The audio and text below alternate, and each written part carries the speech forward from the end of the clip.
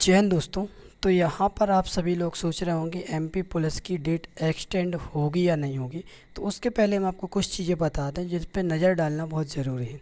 जैसे देखा जाए तो इस बार 2023 में क्लियर 2023 में जो फॉर्म डले लगभग कितने डले 8,66,000। इसके पहले जो वैकेंसी हुई थी उसमें लगभग कितने फॉर्म थे, तो उसमें लगभग थे 12,96,000 फॉर्म थे। क्लियर, यानी जो अंतर आया है लगभग कितने लाख का आया, लगभग आया 4 लाख का। क्लियर।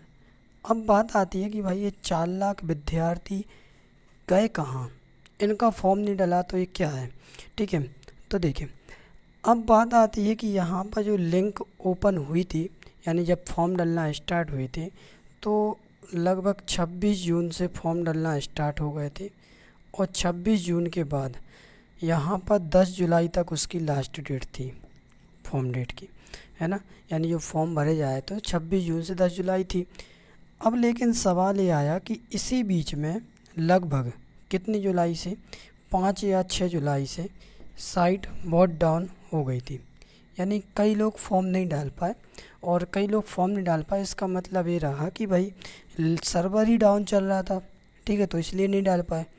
अब इसके बाद हुआ क्या कि गवर्नमेंट यानी 8,66,000 फॉर्म डले, 9,12,96,000 पिछली बार डले थे, यानी कम से कम 12 लाख तो फॉर्म होते। तो हुआ ये कि जब यहाँ पर कुछ ज्ञापन दिए गए तो एक ज्ञापन में बोला था ईएसबी ने कि हम शाम तक लिंक ओपन करेंगे। ठीक है, शाम तक लिंक ओपन करेंगे, लेकिन ऐसा बिल्कुल भी नहीं हुआ।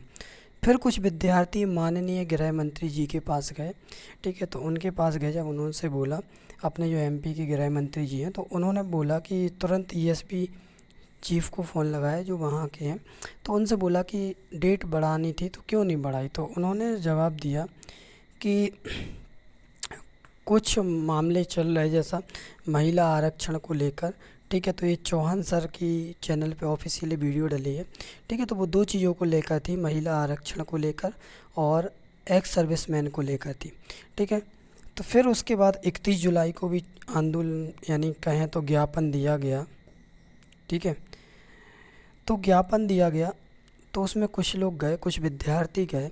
तो उन्होंने जब ज्ञापन दिया तो ईएसबी ने कहा कि हम 2 दिन में लिंक रीओपन कर देंगे।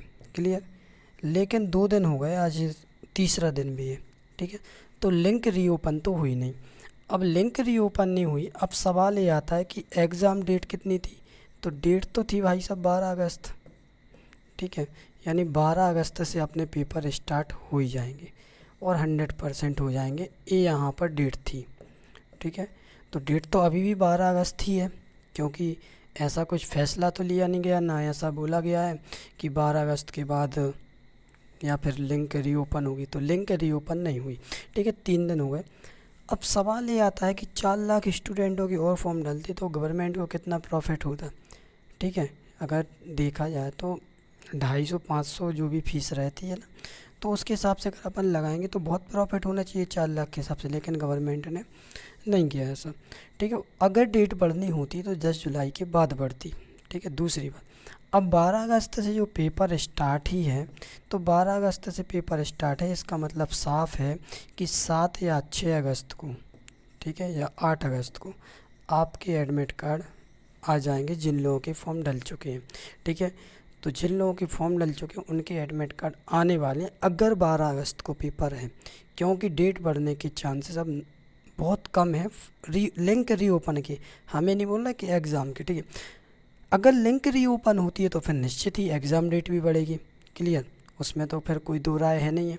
अगर लिंक रीओपन हुई तो फिर उसमें मैनेजमेंट में टाइम लगेगा, तो फिर डेट हो सकता है बढ़ जाए, लेकिन डेट अब बढ़ने के चांस नहीं है।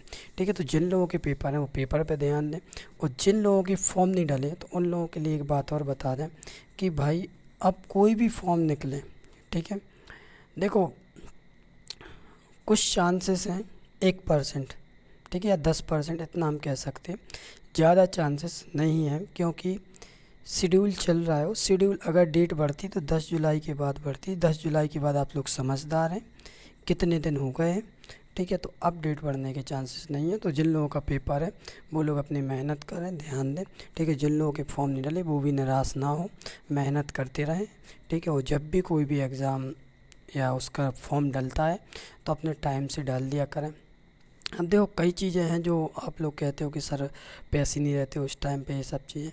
तो भाई देखो, आप मोबाइल में रिचार्ज करवाते हो 400-500 का, 28 दिन में उड़ा देते हो, ठीक है। यहाँ तो अब 400-500 का फॉर्म डालोगे, ज़िंदगी भर खाओगे, ठीक है। तो थोड़ी सी कोशिश कर लिया करो, दोस्त से मांग लिया करो। शर्म छोड़ दो बिल्कुल। दोस्त से मांगोगे वो क्या सोचेगा, भाई नहीं है तो क्या हुआ, ठीक है। स्टूडेंट लाइफ में शर्म वाली कोई बात ही नहीं होती। तो अपने दोस्त से ले लिया करो, लेकिन फॉर्म ज़रूर डाला करो, ठीक है। फॉर्म टाइम पे डाला करो।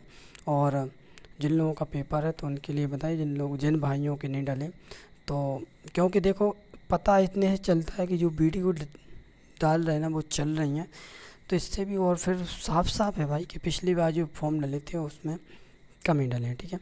तो ये सब अब टाइम ज़्यादा है नहीं, तो कुछ ही दिनों में एडमिट कार्ड आ जाएंगे। तो अपनी तैयारी पे ध्यान दें। जिन लोगों के फॉर्म डलेगा, जिनके नहीं डले तो वो लोग निराश ना हो, मेहनत करते रहें, ठीक है। हो सकता है आपको इससे और कुछ बेहतर लिखा हो, तो आज नहीं तो कल आप सक्सेस होंगे, ठीक है। जय हिंद, जय भारत, खुद पर विश्वास रखें।